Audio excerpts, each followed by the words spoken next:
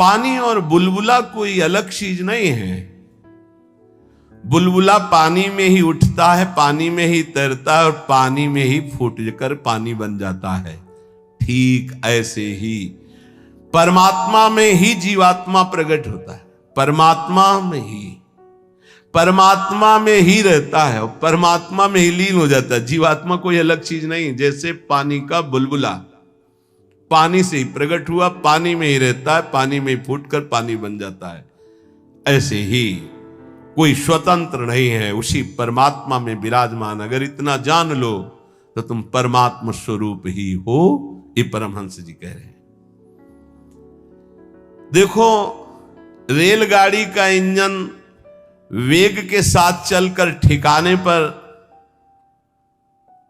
अकेला नहीं पहुंचता है, बल्कि लाखों लोगों को पहुंचाने की सामर्थ्य रखता है। जोड़ते जाओ, बैठते जाओ, इंजन में बड़ी पावर है।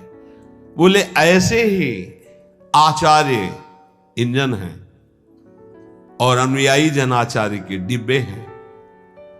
कितने जन बैठ करके परम पद में, निकुंज में पहुंचते हैं। कभी भी ये नहीं सोचना चाहिए कि इतने लोगों का उद्धार कैसे हो जाएगा, इतने लोगों का कल्याण कैसे हो जाएगा, बहुत लोग जुड़े हैं, कैसे कल्याण। तो बोले ईश्वरीय शक्ति इंजन है और वो शांत, वो गुरुजन डिब्बे के समान है। कनेक्शन इंजन से है तो इंजन में 2-4 लोग बैठते होंगे, लेकिन डिब्बे में 70, 80, 90, 100 ज्यादा भी बैठ जाते होंगे। जनरल में तो ज्यादा ही बैठ जाते, कुछ बैठे, कुछ खड़े, कुछ पूरा सब, और सब वहीं पहुंचेंगे जहां इंजन पहुंचेगा। आप बिना टिकट के होंगे तो 2-4 थप्पड़ लगेंगे, थोड़ा टैक्स लग जाएगा, पहुंचेंगे वहीं।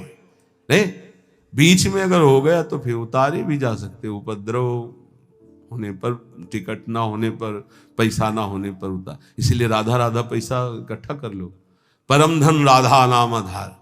अगर जल्दी जल्दी में टिकट नहीं खरीद पाए हो तो थोड़ा ज्यादा लगेगा, पर राधा राधा राधा राधा पहुंच वहीं जाओगे। बात हमारी मान लेना। टिकट क्या है? निकुंज की ये जो मंत्र है, आचार्य संबंध है, आचार्य शरणागत से टिकट है। और जनरल में क्या है?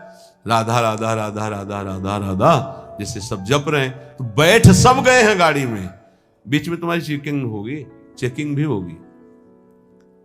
बोले जल्दी में खरीद तो नहीं पाए, लेकिन एक राधा नाम की कीमत में पूरा त्रिभुवन बिक जाएगा। जो जांच करने वाले हैं वो कौन है? श्री जी के पार्षद ही हैं। ऐसे थोड़ी होता है कि आप श्री जी के पास सीधे डायरेक्ट पहुंच जाओ, ऐसा नहीं। तो राधा नाम जहां है ना, वो सीधे। और जिनको सौभाग्य से कहीं ये जो निकुंज के गुप्त मंत्र मिल गए हैं, तो अब दुर्भाग्य है कि उनके अंदर ठसक ना आवे, नहीं तो पास हो चुका है निकुंज का, पास मिल चुका है, मानो सच्ची मानिएगा। सौभाग्य दुर्भाग्य में आप बदल रहे हैं कि आप मंत्र का चिंतन नहीं कर रहे हो, विषय चिंतन कर रहे हैं। रेलगाड़ी के इंजन में उतने लोग पार नहीं हुए जितने डिब्बे में बैठकर वहां पहुंच जाते हैं। अर्थात आचार्य और आचार्य परंपरा, आचार्य के तो विशेष विशेष कुछ पार्षद हुए, लेकिन आचार्य परंपरा में लाखों ऐसे महापुरुष हो गए कि करोड़ों को श्री जी के पास पहुंचा दिया, श्री जी में तन्मय करा दिया। राजहंस कभी पानी, वो दूध पीकर पानी को छोड़ देता, राजहंस। ऐसे ही जो उपासक है, जो संत है, जो भगवत प्रेमी महात्मा है, तो माया और ब्रह्म दोनों मिले हुए हैं एक में। वो केवल ब्रह्म, केवल परमात्मा तत्व को और जल को जैसे छोड़ देता है, दूध पी के जल को छोड़ देता है, ऐसे वो माया के विकारों को छोड़कर परमात्मा स्वरूप में स्थित हो जाता है। दैवी संपदा का महान सुख उसके हृदय में जागृत हो जाता है, जो माया के विकारों पर मुक्ति प्राप्त कर लेता है। कोई भी विकार उसके ऊपर प्रभाव नहीं डालता। हाथी को खुला छोड़ दे तो मनमानी आचरण करके वृक्षों को उखाड़ता है, तोड़ फोड़ शुरू कर देता है। लेकिन जब महावत अंकुश पर अंकुश प्रहार करता है तो घुटने के बल हाथी हो जाता है। ऐसे ही ये मन मतवाला हाथी है, जिसने इसको स्वच्छंद छोड़ दिया है, ये सब तोड़ फोड़ कर देगा, धर्म विरुद्ध आचरण करेगा। महावत है उपासक, हाथी है मन और अंकुश है ज्ञान। प्रहार पे प्रहार करके उसको घुटने के बल अर्थात मन को अधीन कर लिया, तब वो शांत चित्त परमात्ममय हो जाता है। मन ही भगवान का स्वरूप बन जाता है। इंद्रियाणाम मनुष्यास्मि, पर पहले अंकुश की मार देनी पड़ेगी, छोड़ना नहीं। इसको छोड़ दिया तो तोड़ फोड़ मचा देगा। मतवाला ये हाथी है मन, किसी के अंकुश से, केवल ज्ञानांकुश, जो नाम मंत्र मिला खूब जपो, इसी से मानो तुम्हारे अंकुश की धार तीक्ष्ण होगी, इसी से तुम्हारा मन बस में होगा, दूसरा कोई उपाय नहीं। कल एक साधक प्रश्न कर रहे थे एकांतिक में, मैं जानता हूं ये नहीं करना चाहिए फिर भी करता हूं, क्यों? दो बातें। पहली बात, तुम में आध्यात्मिक सामर्थ्य खो चुकी है, जान करके भी तुम उसको रोक नहीं सकते क्योंकि बलहीन हो। और दूसरी बात, तुम्हारी सुख बुद्धि उसमें है, जरूर ये कहते हो मुंह से कि नहीं करना चाहिए, पर अंदर है कि इसमें सुख है। इन दो बातों के कारण तुम भ्रष्ट होते रहते हो। तो हमको पहली बात बलवान करनी है कि हमारे अंदर नाम बल आवे, तो दूसरी बात अपने आप हट जाएगी, सुख बुद्धि हट जाएगी। पहले नाम जप करके अपने को बलवान बनाइए। समस्त विकारों को नष्ट करने का मैं तुम्हें एक सरल उपाय बताता हूं। रामकृष्ण परमहंस देव जी,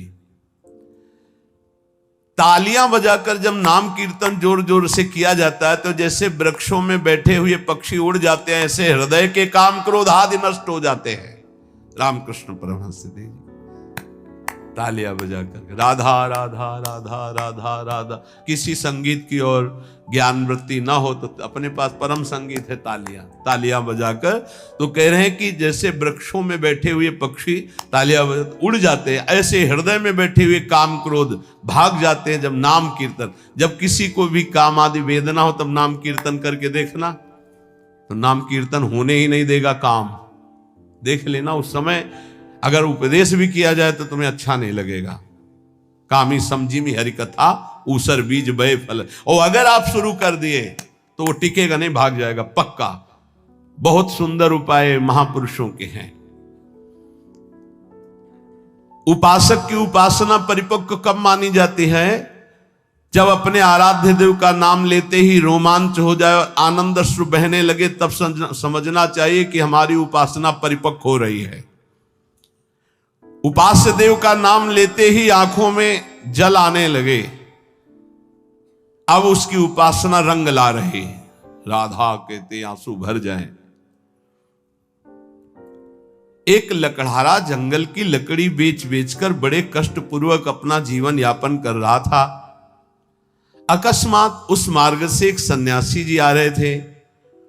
उन्होंने लकड़हारे के दुख को देखकर कहा, बेटा जंगल में तुम सूखी लकड़ियां बिन रहे हो, इसके आगे बहुत कुछ है, आगे बढ़ो और कुछ तुम्हें प्राप्त हो जाएगा, मैं देख रहा हूं। वो आगे बढ़ा, सूखी लकड़ियां छोड़कर। ध्यान देना, महापुरुषों के उदाहरण साधारण नहीं होते, बात साधारण दिखाई दे रही। जब काफी आगे बढ़ा तो उससे चंदन की खुशबू आई, तो चंदन के वृक्ष मिले। सूखी लकड़ी छोड़कर उसने चंदन की लकड़ी काटी और बाजार में बेचा, अच्छा पैसा आया। फिर शब्द उसके कान में गूंजा कि बेटा और आगे बढ़ो। तो उसने सोचा और आगे अब क्या मिलेगा, तो आगे बढ़ा। क्योंकि उस संत के वचन सत्य सच्चिदानंद से युक्त थे, तो जंगल में उसे एक खान मिली तांबे की। अब तो तांबा बेच करके बहुत, फिर आवाज सुनाई दी और आगे बढ़ो, तो और आगे बढ़ा तो उसे चांदी की खान मिल गई। अब तो बहुत बड़ा धनी हो गया। फिर आवाज आई और आगे बढ़ो, तो आगे बढ़ा तो स्वर्ण की खान मिल गई। बोला आप तो बस यही पूर्णता हो, स्वर्ण ही स्वर्ण। फिर आवाज आई और आगे बढ़ो, तो उसे हीरे की खान मिल गई। अब एक हीरा जीवन भर लकड़ी बेचने वाला लकड़ी बेचता तो उसकी बराबरी नहीं, ऐसे हीरे की खान मिल गई। भावार्थ और अंदर उसका रहस्यार्थ, ये मानो भोगों में फंसा हुआ है। आगे बढ़, आगे बढ़। जैसे जैसे वह अध्यात्म की तरफ बढ़ता है, नाना प्रकार के दिव्य सुख, और आगे बढ़ सिद्धियों के सुख, और आगे बढ़ भावात्मक सुख, शांत सुख, दास्य सुख, वात्सल्य सुख, कांता सुख, सहचर्य, अपूर्ण महामाधुर्य रस में स्थित। हमें जब तक भूमा सुख न मिल जाए तब तक रुकना नहीं, आगे बढ़ते रहना है। अल्प सुखों का भोक्ता भूमा सुख का अधिकारी नहीं होता। यदि संत की बात मानकर लकड़ी बेचना काम बंद न करता तो आगे नहीं बढ़ पाता। आवाज आती रही आगे बढ़, तो फिर चंदन, फिर आगे बढ़ा तांबा, फिर आगे बढ़ा चांदी, फिर सोना, फिर हीरा, अर्थात एक से एक दिव्यताएं, आप ज्ञान की सुंदर भूमिकाएं, भक्ति की सुंदर दिव्य भूमिकाएं, इनको क्रॉस करते थे। अल्प सुख साधना का मिले उसी में तृप्त हो गया, वो महान सुख को नहीं प्राप्त कर सकता। श्री रामकृष्ण परमहंस जी कहते हैं, लकड़हारे की तरह छोटी सी साधना के सुख को पाकर तृप्ति का अनुभव मत करो। ज्ञान का समुद्र लहरा रहा है आध्यात्मिक क्षेत्र में, और उस ज्ञान के परम धनी बनकर स्वयं भगवत स्वरूप हो जाओगे।